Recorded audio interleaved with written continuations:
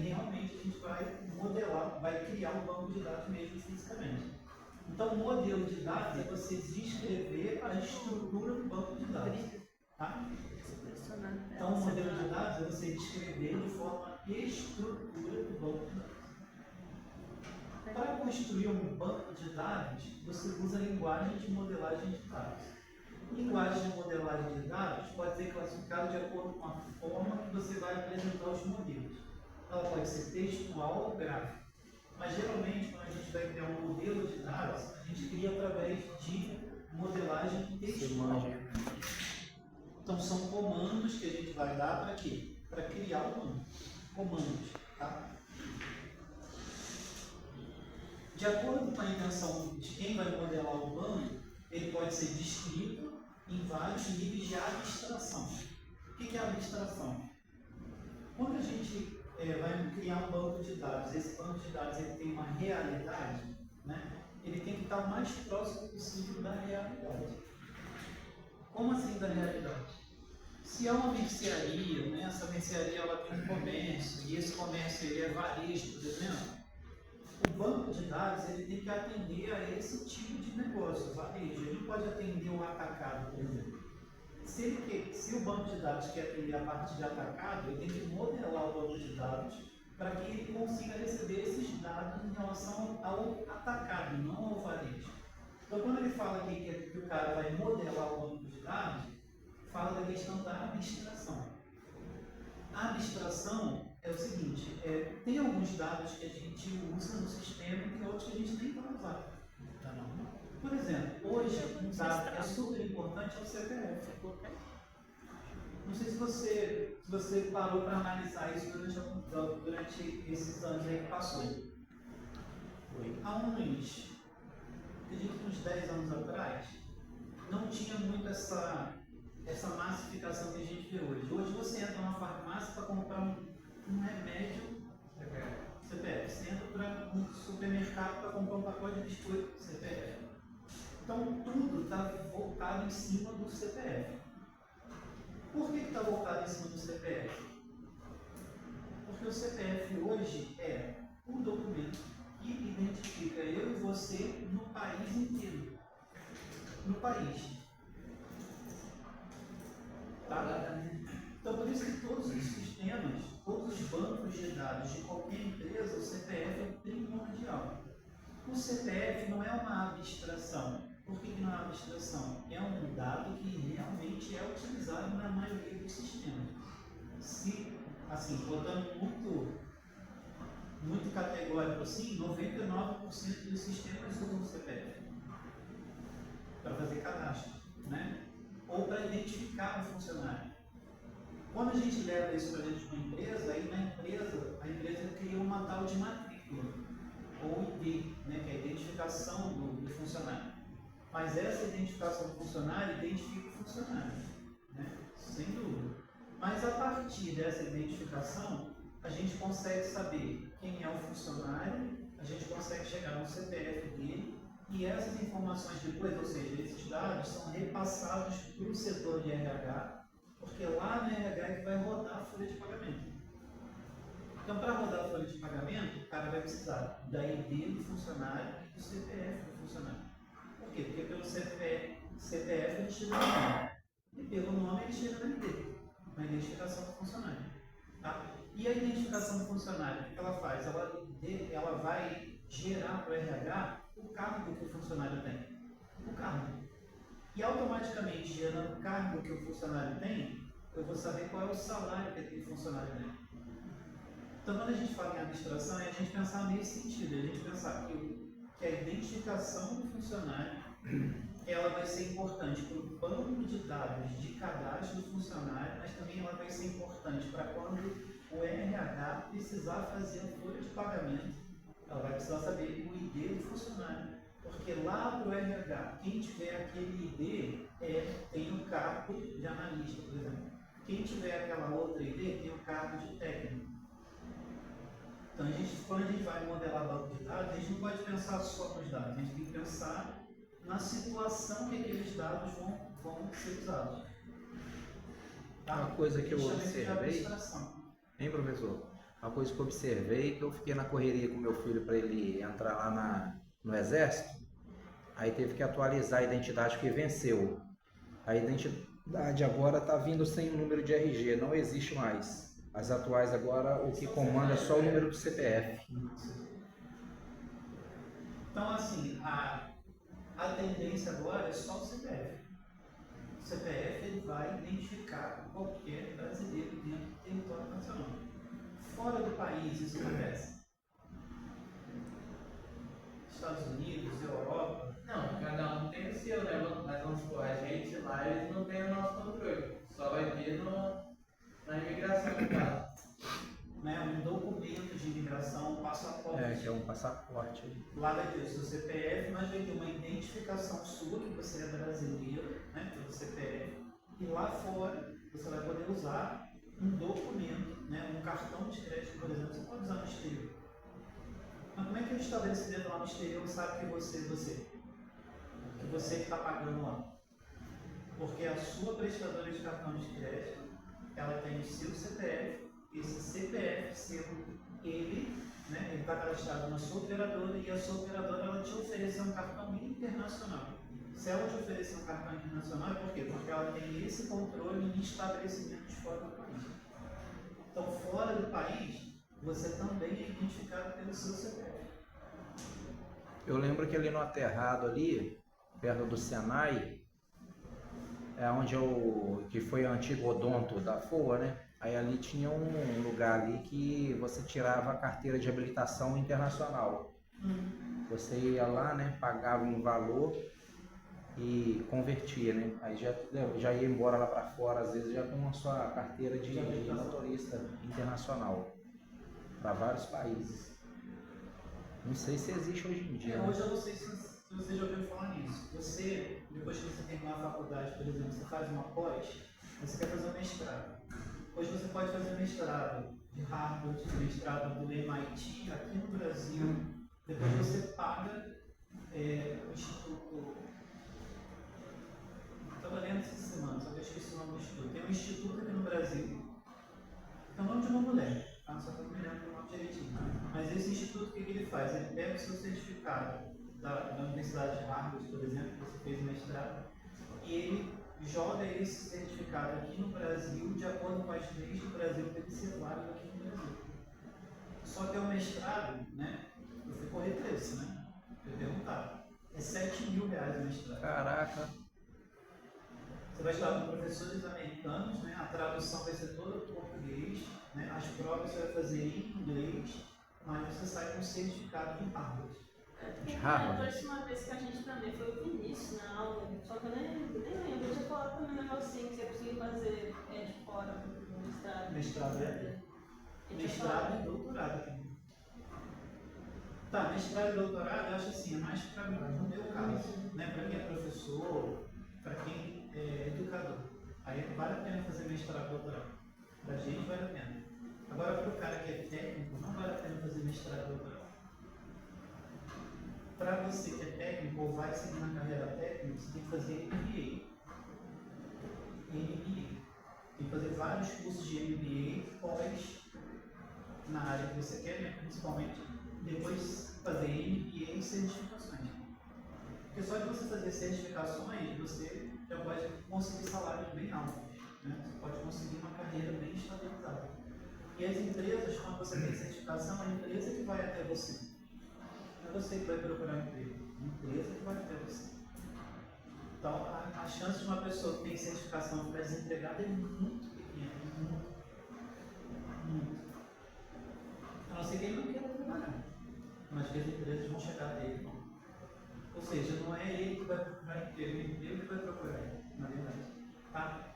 Então, gente, eu fugi um pouquinho, entre aspas, do assunto, mas é só para falar, quando fala de abstração é isso, a gente não pode pensar no banco de dados só para aquela situação. A gente tem que pensar quais os dados que eu vou jogar naquele banco de dados e se aqueles dados vão ser usados em outro sistema. Porque um banco de dados, na verdade, é para ele ser acessado por vários sistemas, por várias aplicações. Então, eu não posso pensar só no sistema, por exemplo, no sistema de compras, eu tenho que pensar no sistema de produção. O que a produção precisa para poder produzir para poder gerar o produto lá. O que ela precisa? Ela precisa de matéria-prima. Mas para ela ter matéria-prima, ela tem que comprar de alguém. Tá, depois que ela comprou o produto está pronto, aquele produto tem que ir para venda. Então, se aquele produto tem que ir para venda, tem que ter alguma coisa lá no banco de dados de venda que identifique que aquele produto está saindo lá do setor de produção para ser vendido pelo sistema de vendas. Isso a gente fala que é a abstração. Então, tem vários níveis de abstração. Tá? No projeto do banco de dados, normalmente são considerados 2 níveis de abstração de dados: o do modelo conceitual e o do modelo lógico.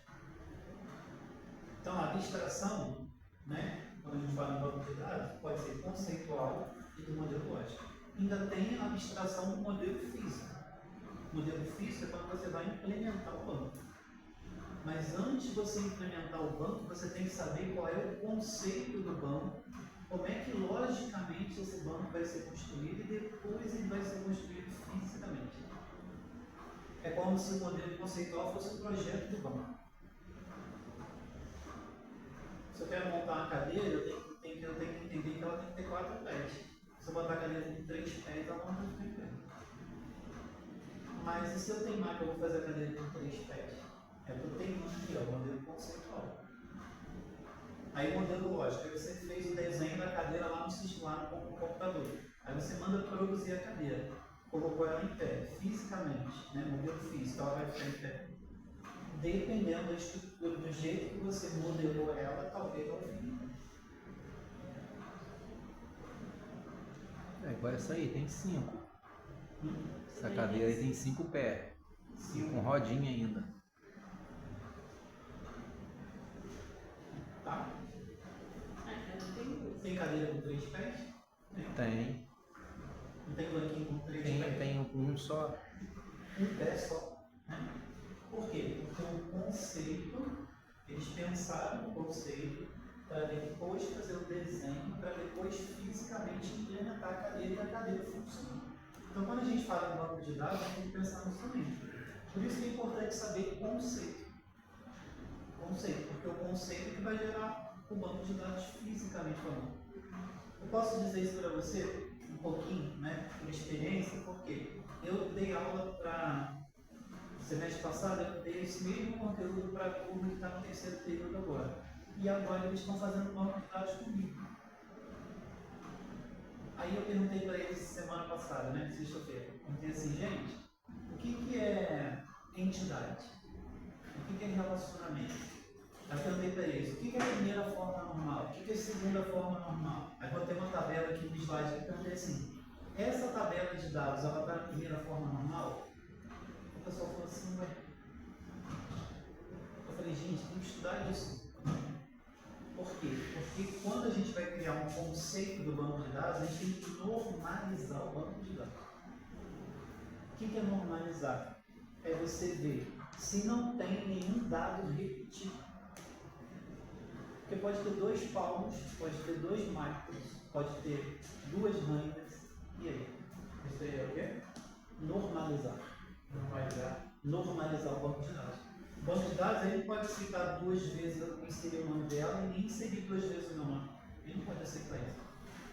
Tem que ter uma norma, né? Tem que ter uma norma certa para trabalhar.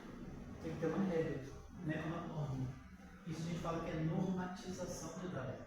Então não basta só saber criar o banco, tem que normatizar o banco. Então se tiver alguma duplicação ali que tem coisa errada, né? Aí a gente fala que é a redundância de dados. Quando existe essa duplicação, se chama redundância. Redundância de dados. Banco de dados não pode ter redundância. Por que não pode ter redundância?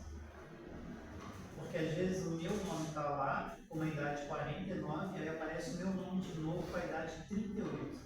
Qual é a minha idade? 49 ou 38? Aí o sistema diz assim, se o cara tem idade de 38 para baixo, ou de 30 até 38, ele tem direito a alguma coisa lá na empresa. Aí, no banco de dados vai aparecer minha idade com 38 anos, eu vou ter direito àquele negócio. Quando aparecer lá com 49 anos, eu já não tenho direito. Aí eu posso ir na justiça e falar assim, não, mas eu tenho direito. Lá no banco de dados está aparecendo que eu tenho direito. É igual você vai comprar alguma coisa no mercado, né? Eles botam um preço na promoção lá e você chega na hora de passar no caixa, tá com um valor, às vezes o dobro acima. Aí você vai questionar com a pessoa. Ah, não, mas eu vi lá o preço, ela tá achando, não, mas aqui tá não. Aí eu vou lá e cato o códigozinho com o preço aqui, ó. Eles são obrigados a cobrar o menor preço, né? Isso é o quê? Isso é falta de atualização do banco de dados do mercado. Ou seja, eles atualizaram o preço na prateleira, mas não atualizaram No o banco de sistema, dados. né? Aí o banco de dados, quando a pessoa passa o produto lá, o produto sai a R$10 e lá na etiqueta está 5, você tem que pagar 5. Isso é código de defesa do consumidor. É o menor preço. Acabou. Tem que tirar foto disso aqui, senão isso é pra caralho. É. Ou pegar a tabela do preço. Né? E o Pegar carro. aquela etiqueta e levar junto. Eu quero que Essa cara leve. de pau Ah, R$10 não quer. Ou acontece também, já aconteceu comigo, você vê 3 preços diferentes, né? E dos 3 sempre tem um menor. Aí eu pego e levo as 3 etiquetas, é esse aqui, ó. Lógico. Já lá no meu bairro, mercadinho lá do lado da minha casa, lá, rapaz, eles fazem isso direto. É direito nosso. Né? Bom, isso aqui eu acho que eu mostrei para você na aula passada. Não me lembro. Um modelo de diagrama de entidade e relacionamento. É isso aqui. É isso que a gente vai começar a estudar, trabalhar, desenhar. Né? A minha intenção, eu te ensinar a desenhar isso aqui. Um modelo conceitual é uma descrição do banco de dados de forma independente da implementação de um sistema de gerenciamento de banco de dados. Então, não importa se você vai usar MongoDB, MariaDB, não importa se você vai usar o PostgreSQL, não importa se você vai usar MySQL, não importa. MySQL e PostgreSQL, aqueles são o quê? São os sistemas que vai gerenciar o banco. Ele vai gerenciar e vai criar o banco. Então, não importando isso, você tem que usar o modelo conceitual para registrar os dados que vão aparecer no banco de dados. Mas não registra como esses dados estão armazenados no nível do sistema de gerenciamento do banco de dados. Você tem que dizer qual é o dado, que o sistema vai guardar o nome da pessoa. Nome. Esse nome é só o nome ou é o nome e o sobrenome? Se você quer um nome e um sobrenome separados, você vai ter que ter um campo nome e um campo sobrenome separado. E não é só isso. Você vai ter que dizer que o campo nome só aceita texto. Tipo texto, ele não pode aceitar número. Porque se você não fizer isso, na hora que o usuário for digitar, pode ter um maluco da vida aí, na hora de digitar o nome da pessoa, ele coloca um nome 1, um nome qualquer 2. Coloca lá para o numeral. Então, quando a gente for definir os dados, a gente tem que saber qual tipo de dado que vai ficar naquele campo. Não é só dizer que é nome. Nome não, tem que ser nome. Você tem que dizer qual é o tipo de dado que vai estar ali dentro e qual é o tamanho também. Você já viu um campo que limita tamanho de dados? Você só consegue digitar aquela quantidade. Se você tentar digitar uma quantidade a mais, aparece uma mensagem embaixo aí, esse campo só aceita até 11 caracteres. Você perde. Então isso, a gente faz isso no modelo conceitual. Tá? Então a técnica mais difundida para conceituar um banco de dados é entidade e relacionamento. Essa técnica é um modelo conceitual. Ele é usualmente representado através de um diagrama. Então a gente usa a modelagem de entidade e relacionamento e para representar isso, a gente usa o diagrama de entidade e relacionamento. Isso é um exemplo de um diagrama de entidade e relacionamento. Nesse diagrama eu tenho duas entidades. Como é que eu vejo uma entidade? Toda entidade ela é representada por um retângulo. Então ali, você vai ver naquela imagem, tem 2 retângulos. E o relacionamento, ele é representado por um losango. Então isso é um relacionamento e aqui eu tenho 2 entidades. Qual o nome dessas entidades? Carro, montadora. Tudo bem? Tá. Um carro e uma montadora. Qual é a relação entre um carro e uma montadora? A montadora monta o carro. O montador monta o carro. O carro é montado por uma montadora. Então, quando você for dar um nome de relacionamento,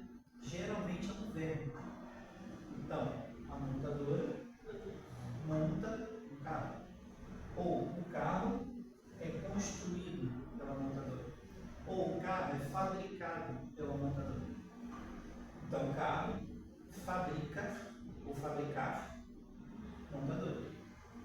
É um verbo, tá? É igual você colocar assim, homem, mulher. Qual é o relacionamento entre homem e mulher? Casar. Casar, casamento.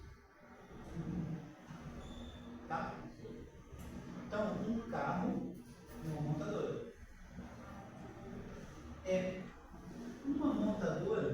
Uma montadora, ela pode montar vários carros. E vários carros podem ser montados naquela montadora. Aí aqui ó, esse tal de aqui, esse M, isso que a gente fala que é a cardinalidade. O que é a cardinalidade? É quantas vezes aquilo ocorre na outra entidade. Ou seja, uma montadora, ela pode montar vários carros. E esses vários carros vão ser montados naquela montadora. E se eu tivesse mais de uma montadora? Aí aqui não seria um, seria N. Ou seja, vários carros podem ser montados em várias montadoras. Ali é um e o outro é o quê? N. N significa vários. Professor, se fosse um caso para ser um para um, um caso desse aí, Seria o homem e a mulher. Um homem e uma mulher. Um homem se casa com uma mulher. Apesar que tem um caso aí que eu vi na televisão. Eu vi um dia desse aí, né, na televisão, aí um camarada aí tava com acho que 5 ou 7 mulheres. Um cara jovem, né? Se for lá nas Arábias lá, é um monte de mulher. Se não dá conta nem de uma, vai ela. Então, se fosse lá na Arábia, seria um para mim. Tem que ser 7 mulheres, é um para cada dia da semana. Pegando um trecho aí que o Maicon falou no início da aula, antes de Jesus, né, lá no tempo dos reis, os reis tinham. Podia ter várias mulheres. É igual o Salomão, né? Teve 1000 mulheres. 300 concubinas, né? 700. isso aí é bom. Mas assim, ele conhecia Se você for ler lá, ele fala assim, ele não conheceu. Conhecer é o seguinte, ele não teve relação com as 1.300 mulheres. Eu fiz essa conta lá em casa no dia lá que eu baguncei a cabeça da minha mãe. Eu fiz uma conta baseada em cima de 1000 mulheres, né? O cara dá uma bimbada na mulher por dia. Aí eu falei com a minha mãe, a senhora já pensou? O cara casou lá, e a primeira mulher da fila lá das 1000, a primeira esposa dele, aí ela se deu bem ali, ele já foi a primeira. Mas aí para ele ver ela de novo, ia levar mais de 3 anos depois para ele ver ela. Entendeu? Então era um ciclo muito doido, né? Então o cara, cada mulher ali, ele ia ter outra relação com ela só a cada 3 anos e meio, a média. Ó, aí fala, né, que ele tratava elas como princesa mesmo, filho, era do bom do melhor. Gente, só pra gente poder ir no intervalo. Isso aqui é uma entidade, isso aqui é uma entidade, ok? Então, Ok. dentro de um retângulo. Então, o carro montado pela montadora. O carro é fabricado pela montadora. Fabricado. Isso é o relacionamento. Isso aqui está pendurado na entidade, ó. Tem minha bolinha preenchida e outras bolinhas não preenchidas. Isso aqui são os campos da sua tabela. Então você vai ter uma tabela chamada carro, e nessa tabela chamada carro, lá no seu banco de dados, vai ter um campo chamado nome, vai ter um campo chamado código e vai ter um campo chamado preço. Só que o código vai identificar o tipo de carro. Código 1, Fiat Uno. Código 2, Fiat Argo. Código 3, Cronos. Palio. Ou Palio. Código 5, Fiat Cronos. Então, o código vai identificar o tipo de carro. Por quê? Porque pelo código, a montadora tem que saber qual é o carro que ela vai montar. Se vai ser o Fiat Uno, se vai ser o Fiat Argo, se vai ser o Cronos. Então, o código aqui, ó, é o código. E é por esse código também que quando acontece um caso de recal, eles identificam aquele lote, né? Pelo código ali, tantos carros num lote tal, vai ter que fazer o recal. Por quê? Porque ele foi fabricado, ele foi montado. Pelo código. Então esse código vai identificar o carro, vai identificar o tipo de carro Aí aqui, gente, pode entrar mais coisas. Você pode colocar um campo aqui chamado cor do carro. Você pode botar um campo chamado acessório do carro. Se o carro vai ter airbag, se ele não vai ter airbag, se ele vai ser automático, se ele vai ser manual. Então aqui você pode botar um monte Uma de versão campo. do motor 1.0, 1.6, 2.0, 16 válvulas, 8 válvulas. Né? Então aqui, essa tabela carro, tem um monte de campo. Aí, não, ficaria vamos supor, como se fosse o nome ali na bolinha ou ficaria igual o carro?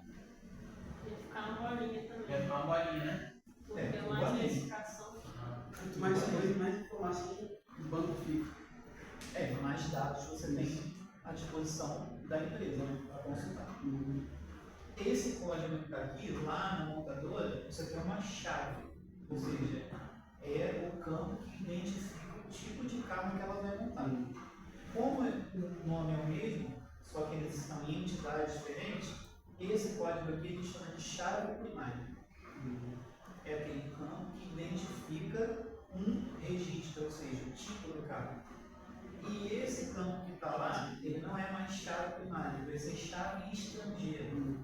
Por quê? Porque ele é que vai te permitir saber qual é o tipo de carro que vai ser montado. Se você pegar esse conceito, você consegue fazer os desenhos que eu vou propor para você. Eu já vou jogar lá no Classroom alguns exercícios para você já ir pensando em casa como fazer, de que jeito fazer.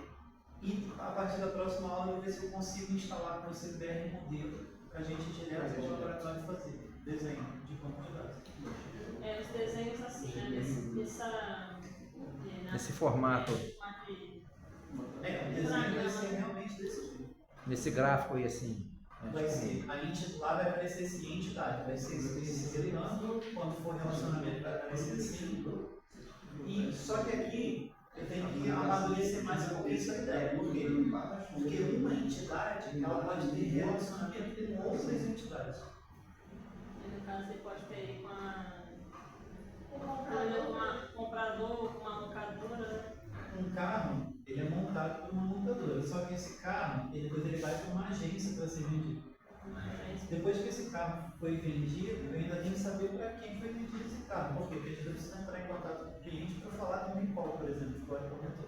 Então vai ter que ter uma outra entidade aqui chamada, sei lá, venda. Hein, professor, aí também nessa parte do carro aí, tem a questão do horário que o carro iniciou a montagem dele e o horário final que ele finalizou a montagem, ou seja, propriamente dito, o carro pronto para venda.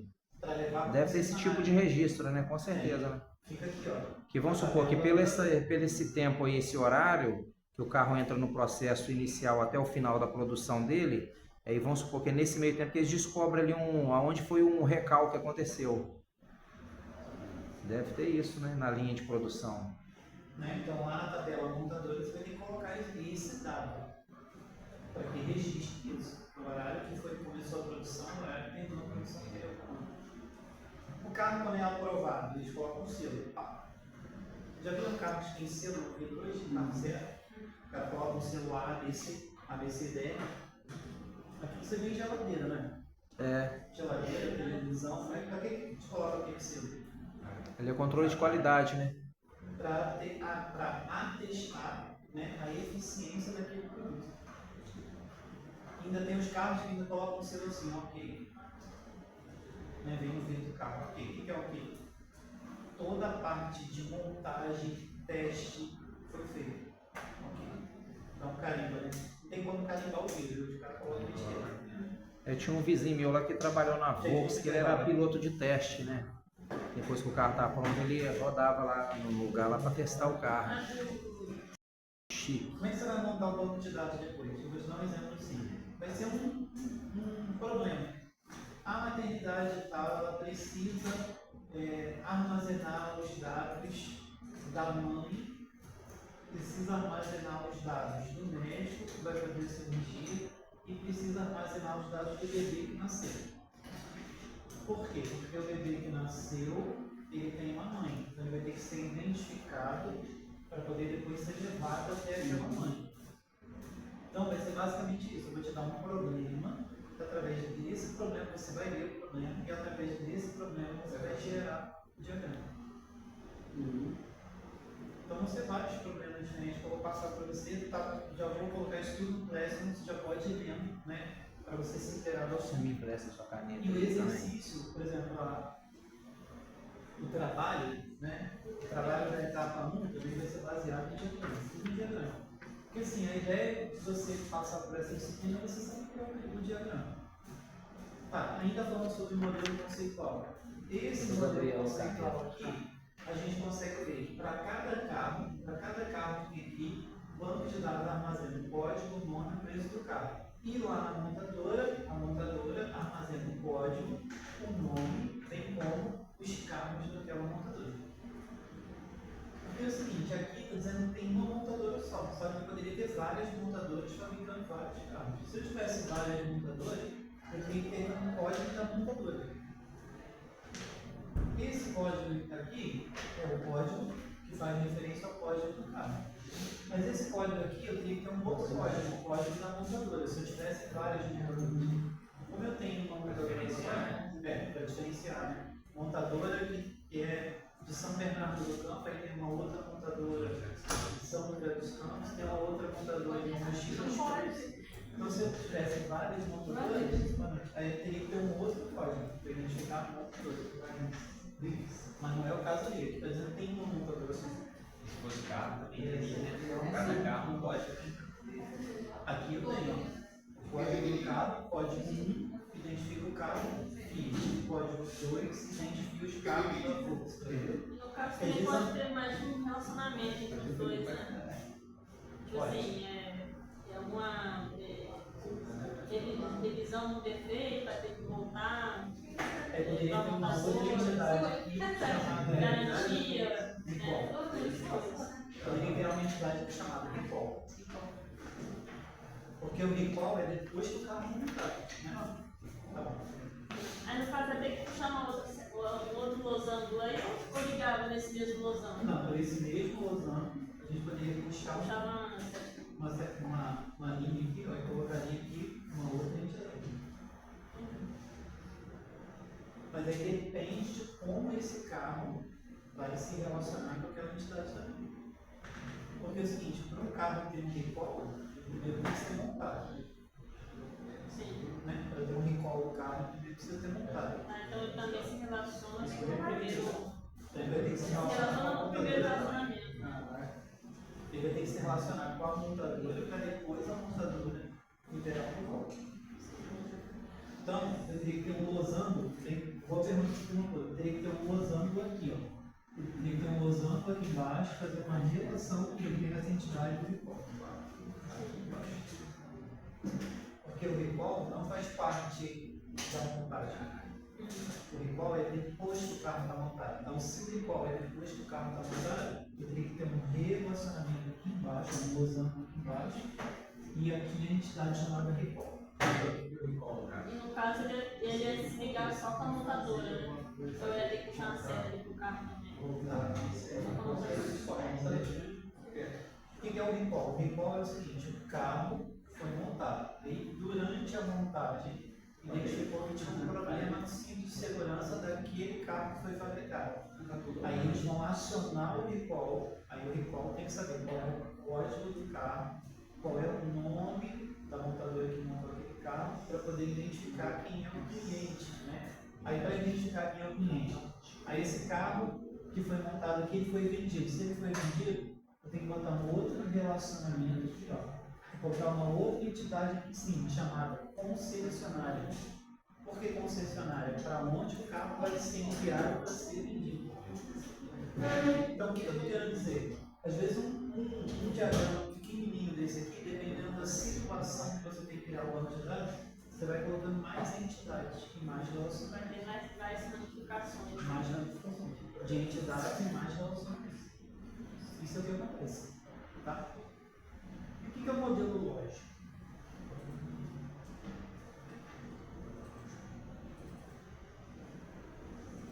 O modelo lógico é uma descrição do banco de dados em nível de abstração visto pelo usuário.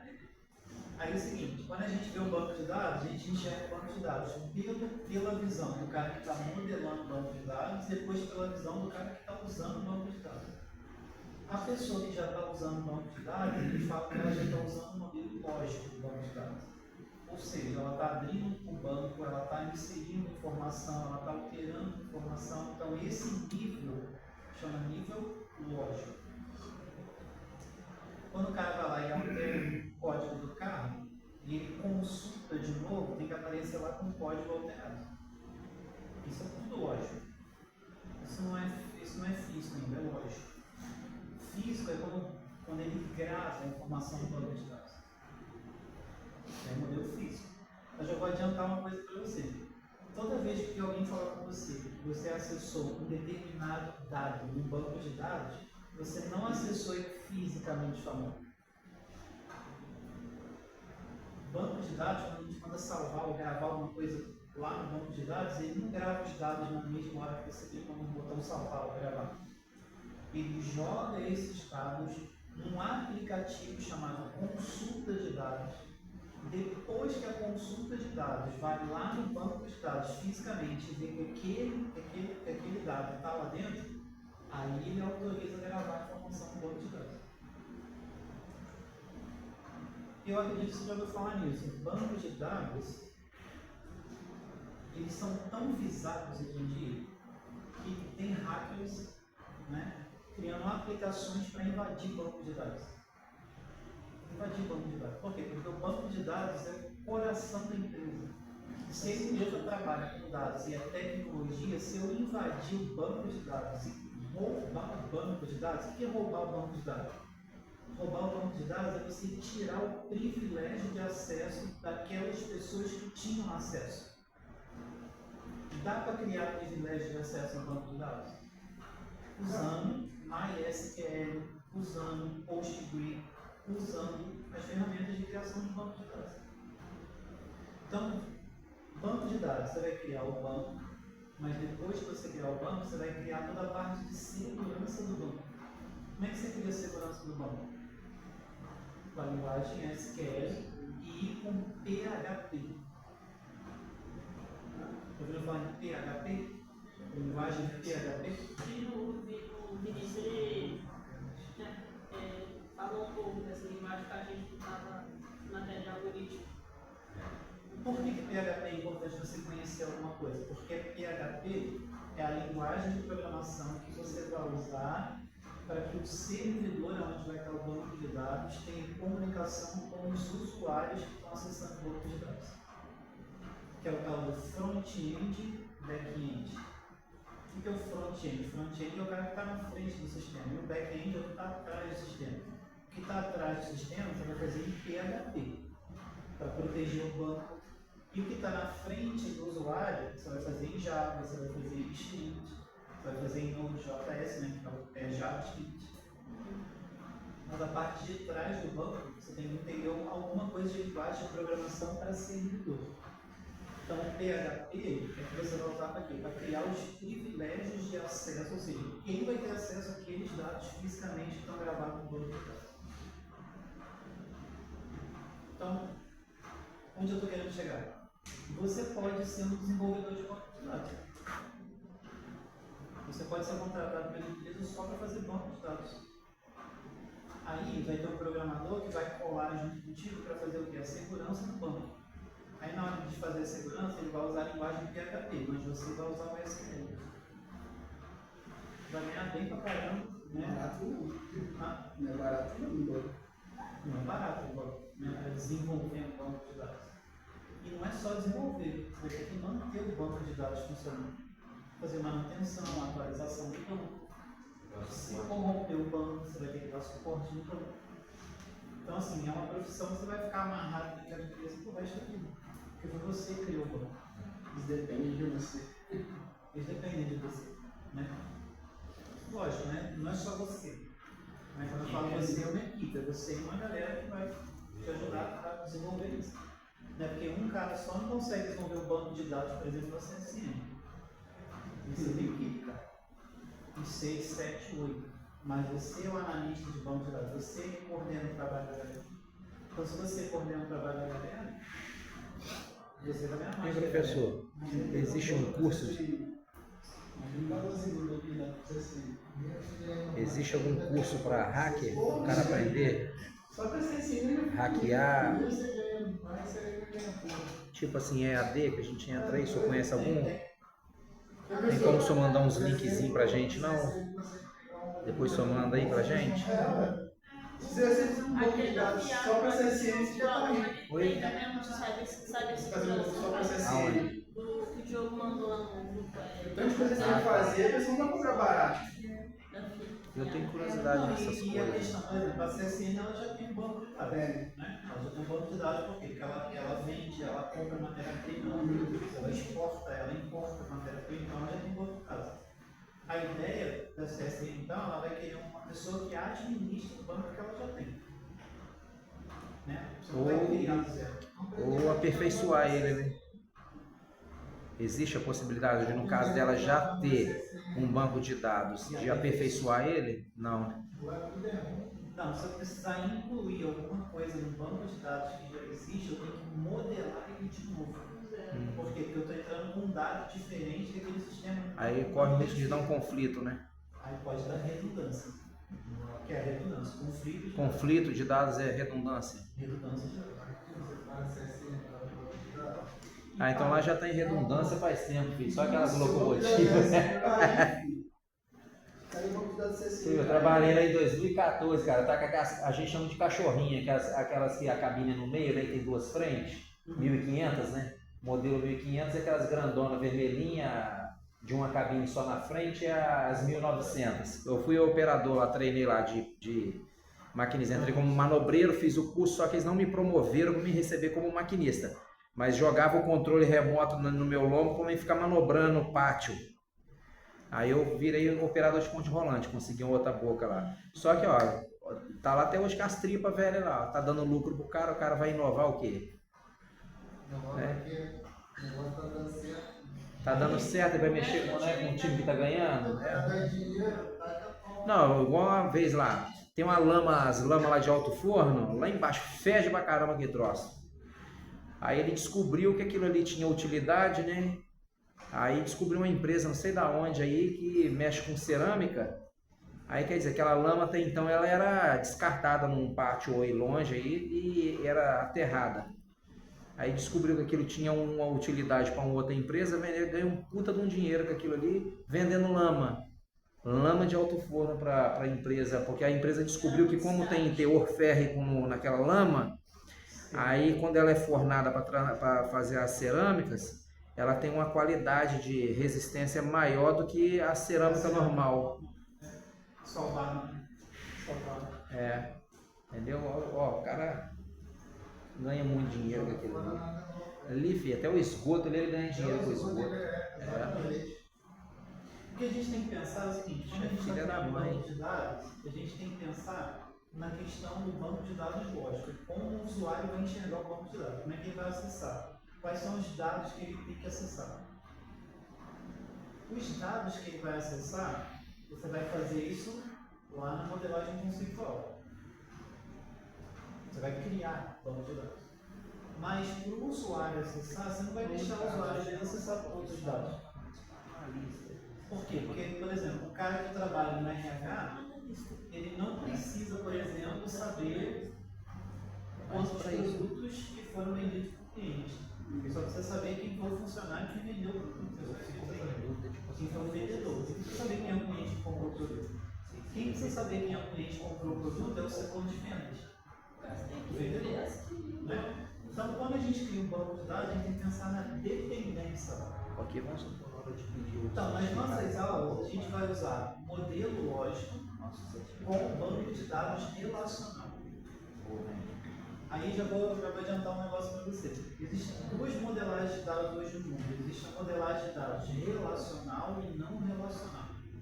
Quando a gente fala em relacional, é entidade, relacionamento, entidade.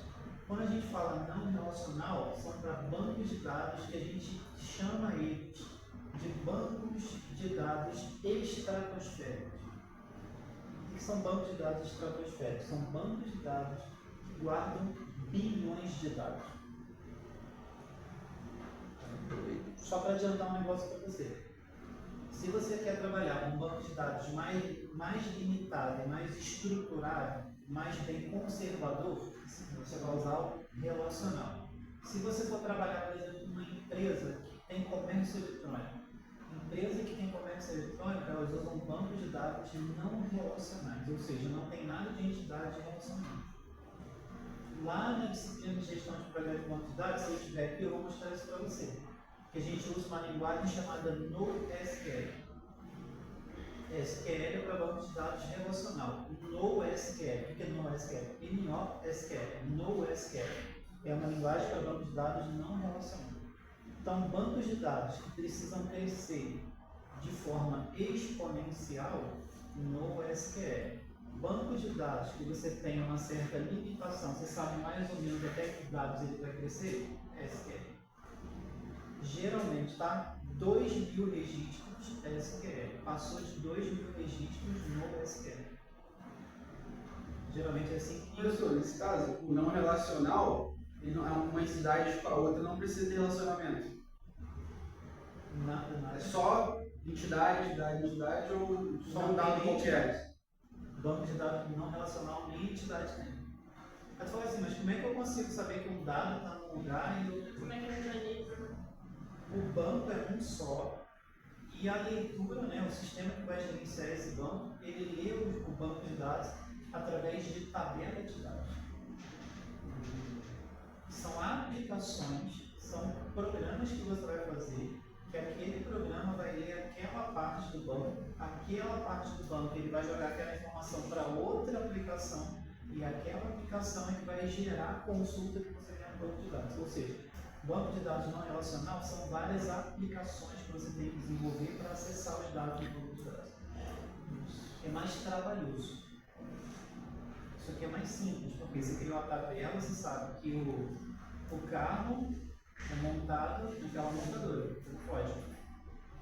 Não tem como errar, vamos dizer assim.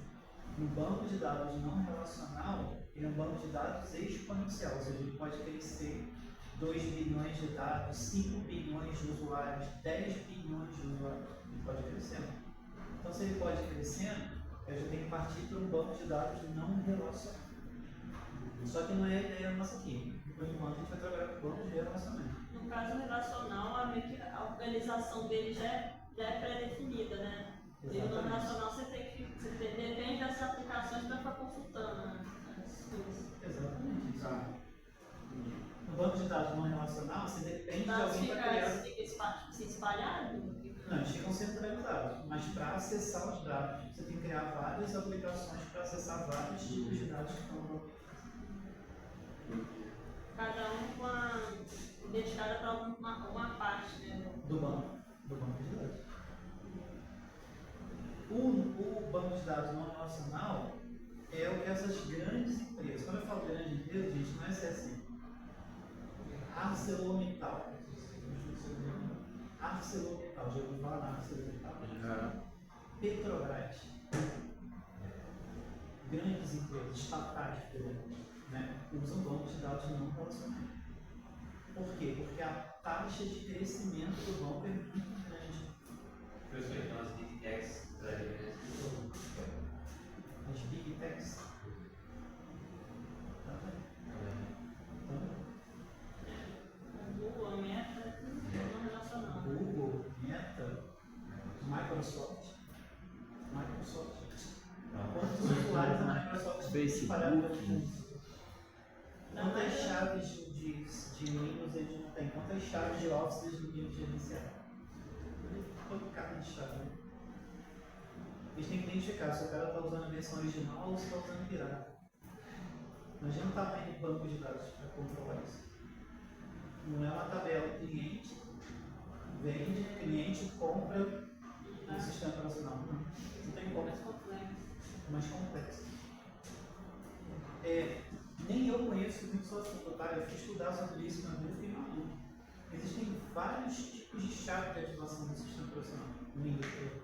Tem a tal de COA, OIM, tem COI, tem vários tipos de chave. Cada chave é para um tipo de cliente, é para um tipo de empresa. Tem empresa que tem 1000 até 1000 computadores, a chave é ORM. Se for mais de 2.000 computadores, a chave é COE. Caraca.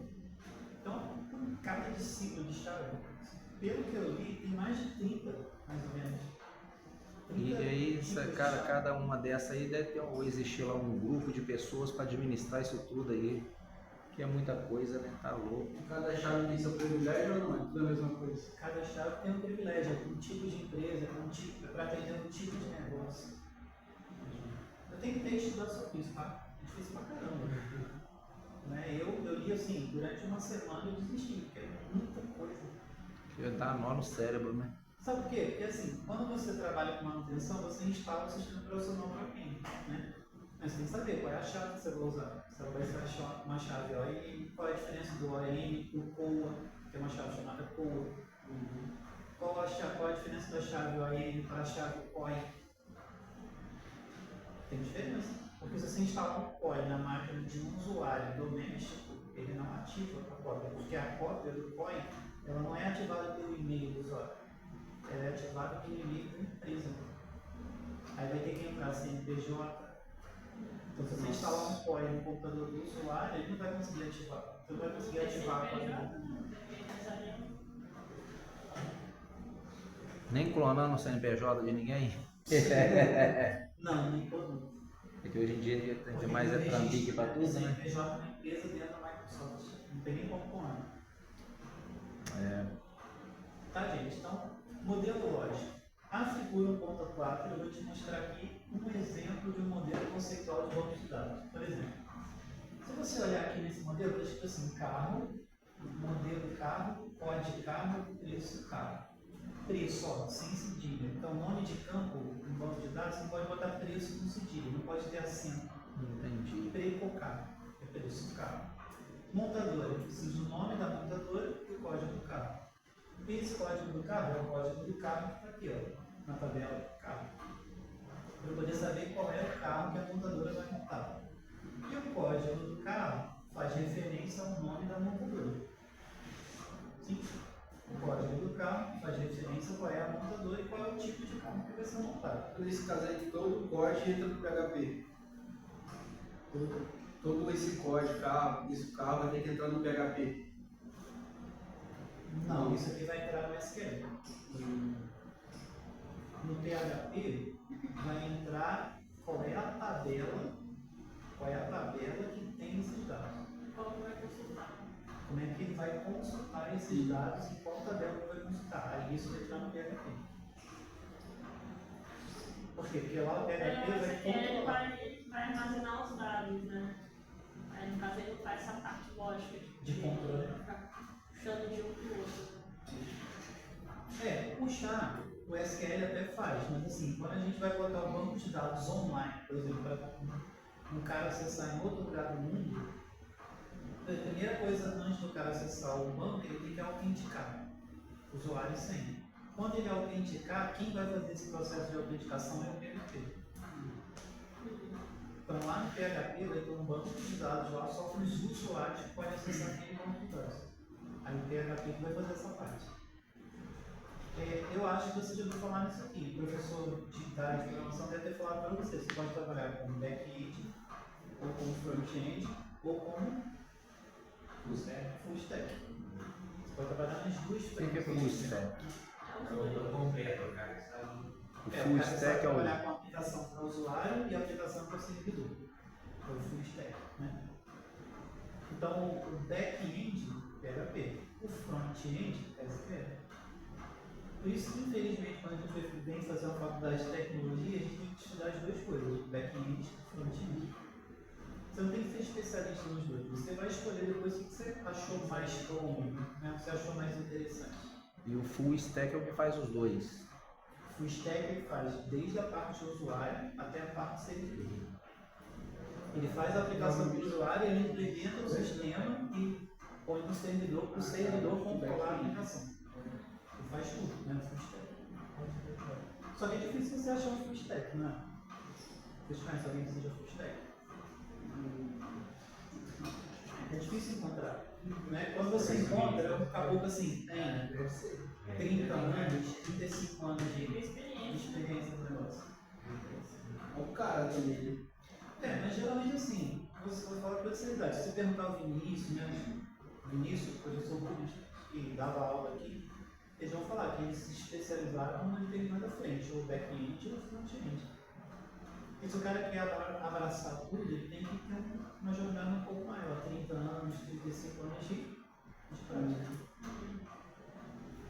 Gente, deixa eu te mostrar a tabela então. A tabela CAD, isso aqui é um exemplo da tabela CAD. Isso aqui da tabela montadora. Tem alguma coisa que faz ligação entre a tabela CAD e a montadora ali?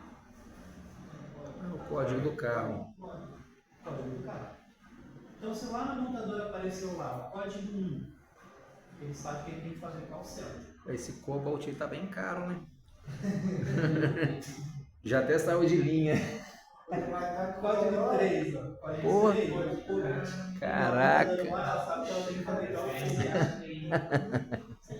E cada montadora é uma cidade diferente. Tem uma sede. Tem uma filial. Faltou o ano, né? No caso aí é O ano, o modelo do carro. Ah, não, o modelo tem aí, Não, né? baseado nisso aqui, ó, que foi descrito, é o código. É que tá baseado na tabela, né? O modelo e o preço. Né? Baseado no que foi definido aqui, ó, que é o código, o modelo e o preço. E a montadora é o nome da montadora e o código do carro. O nome da montadora e o código do carro. Baseado no que foi descrito. Essa descrição aqui a gente faz onde? No modelo conceitual.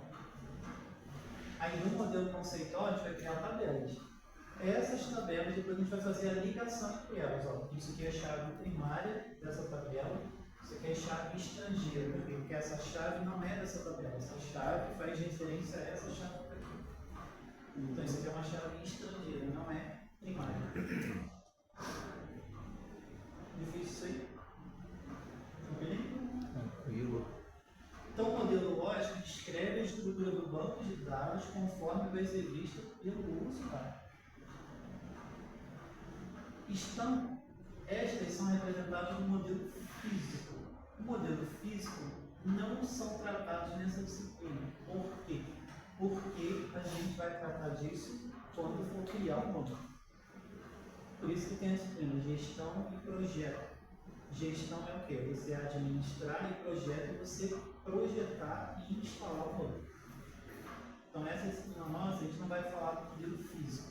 A gente vai falar do modelo lógico, do modelo conceitual. Então o que é o modelo lógico?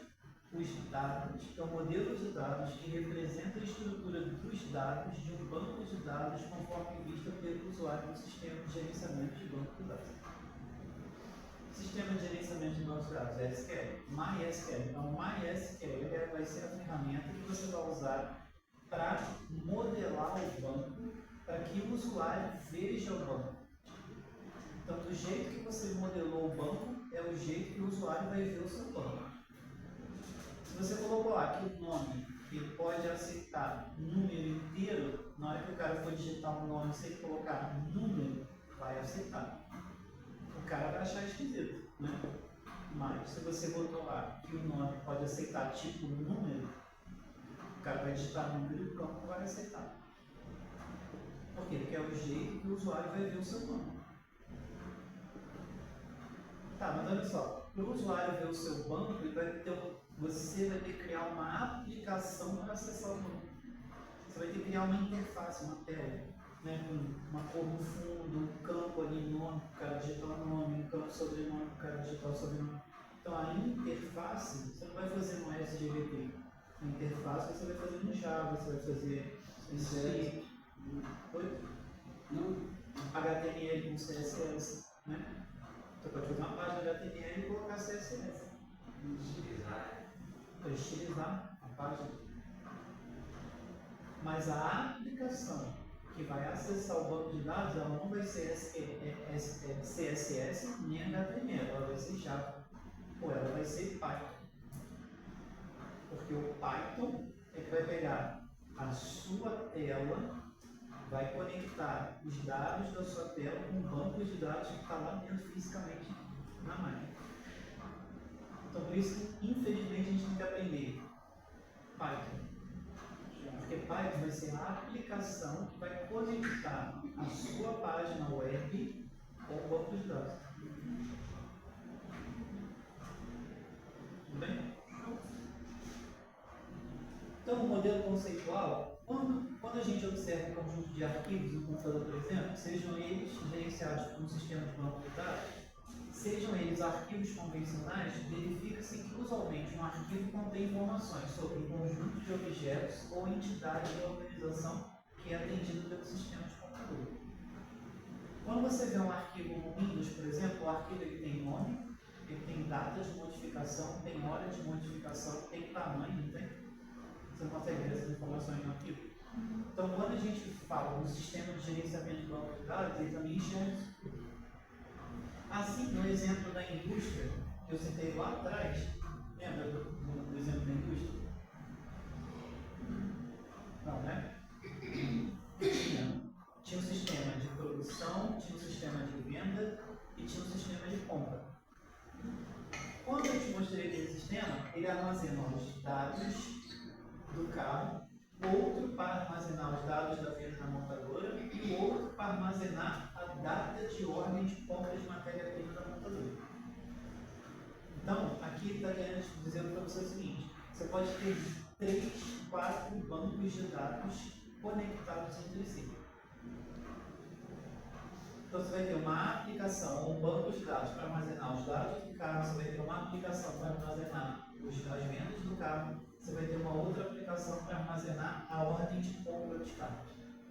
Então, vão ser vários sistemas conectados no mesmo banco. Quem vai gerenciar isso tudo é o sistema de gerenciamento de bancos de dados. Por quê? Porque a ideia é que agora não é a gente trabalhar com banco de dados isolados, é trabalhar com banco de dados interrelacionados. Não é isolado. Compartilhado, né? Banco de dados compartilhado. Se ele é compartilhado, o banco é um só. O banco de dados é um só. Então aqui tem uma aplicação chamada venda que acessa esses dados. Tem uma aplicação aqui chamada compras que acessa esses dados. Tem uma outra aplicação aqui chamada montadora que acessa esses dados. Quando uma aplicação vai acessar esses dados aqui, ela não acessa os dados aqui ó, fisicamente. Tem uma tabela de dados aqui que vai dizer para ela, ó, quais são os dados que você quer acessar aqui. Aí o cara vai ter que digitar usuário e senha. Dependendo do usuário e senha que ele digitou, aí ele vai ter acesso aos dados que estão fisicamente guardados. Sabe por que quando a gente manda salvar as coisas no banco de dados ele não grava no disco fisicamente? Porque pode ter outro usuário consultando a mesma coisa que você e fazendo outra alteração diferente que você está fazendo, ao mesmo tempo que você. Então ele não grava a alteração dela e a alteração dele ao mesmo tempo. Grava dela primeiro. Se a alteração dela foi salva, gravada primeiro, se ele quiser alterar, ele vai ter que pedir permissão ao banco de dados para poder fazer essa alteração, fisicamente falando. Por isso que a gente fala que o banco de dados ele tem que ser protegido, né? Ele já é protegido por esse sistema, mas o cara ele pode burlar isso, ou seja, ele pode criar um usuário, né, falso, ou capturar o usuário que alguém já tem acesso ao banco e usar esse usuário para acessar o banco. Então não adianta só o banco ter essa proteção, tem que fazer mais proteção no banco, que é criar privilégio, criar usuário. Vocês já ouviram falar em Windows Server? Já usaram Windows Server? Windows para servidor? Já ouvi falar, mas não sei nem como é que funciona. Vocês trabalham com computador no lugar onde vocês trabalham? Quando você liga o computador, ele tem sistema operacional nele? Você digita usuário e senha, entendeu? Aquele usuário e senha que você digita, você acessa a sua máquina ou você acessa uma outra máquina a partir daquela máquina? Outra máquina, a partir daquela máquina. Dependendo da empresa onde você trabalha, aqui só tem uma máquina. O sistema operacional não está dentro desse vídeo. Ela liga, na hora de você fazer o login, colocar o usuário e senha, ele vai lá no servidor e ver se você está cadastrado no servidor. Se você está cadastrado no servidor, aí na tela da sua máquina aparece o sistema operacional que está disponível para você usar. Como é que faz essa transação? Essa transação é feita pelo Windows Server. Então, o Windows Server ele tem o quê? Um banco de dados de usuários que tem permissão de acesso àquele sistema operacional. esse exemplo que eu estou te dando é um exemplo clássico de banco de dados. Se um dia você for trabalhar com redes de computadores, tem que estudar um pouquinho de sistemas operacionais que servidores. Você não tem que ser um especialista nisso, mas tem que entender um pouco como é que funciona a tal da política de grupo. Política de grupo. Uma empresa tem vários setores. Vários. Setores de administração. Então, o setor de administração tem 1000 funcionários no setor de administração. Só que esses 1000 funcionários do setor de administração, lá no servidor eu vou criar um grupo chamado administração. Só que para alguns daqueles usuários eu vou dar um privilégio diferente do que para outros usuários. Como é que eu vou fazer isso? Eu vou criar um grupo chamado administração e vou dizer que o usuário A, B, C e D tem acesso àqueles dados. O usuário D, do usuário E para baixo, não tem acesso àqueles dados. Você faz isso onde? Dentro do sistema operacional para servidor. Então, o próprio Windows Server ele tem bancos de dados de política de segurança de acesso do usuário. E ele é relacional. Na matéria do semestre passado, também tudo casadinho mesmo, que é o que você tinha falado, esse negócio do Windows Server. Na disciplina passada. Né? Então, assim, é uma engrenagem. Né? Se você parar para pensar, a faculdade é uma engrenagem mesmo. Só que a faculdade, ela começa a jogar muito conteúdo na sua cabeça. Às vezes você tem que esperar andando para começar a conectar as coisas. Você tem que esperar os semestres irem andando para você ir conectando as coisas. Né? Se você quiser conectar tudo no primeiro semestre, você dança. como. Nada. Né? Talvez você vai até desistir. Dá ruim. Desanima, desiste, né? Então, assim, a conexão mesmo geral você vai ter lá no quarto e quinto período. Quinto período, então, você vai ficar maravilhado. Eu fico, né? Eu gosto de dar um quinto período por causa das disciplinas do quinto período, que é da parte de gestão. Gestão é você ter o seu próprio negócio. Quinto período, quarto e quinto período vai encher você de disciplinas que vão te ajudar a pensar nisso. Em ter o seu próprio negócio no futuro. Né? Ou no presente. Depende da sua. Depende do jeito que você quer virar. Mas o quarto e quinto período vai ter disciplinas que vão te ajudar nisso. Então, para a gente terminar, construção do banco de dados. Na construção do banco de dados, vou passar para a imagem aqui.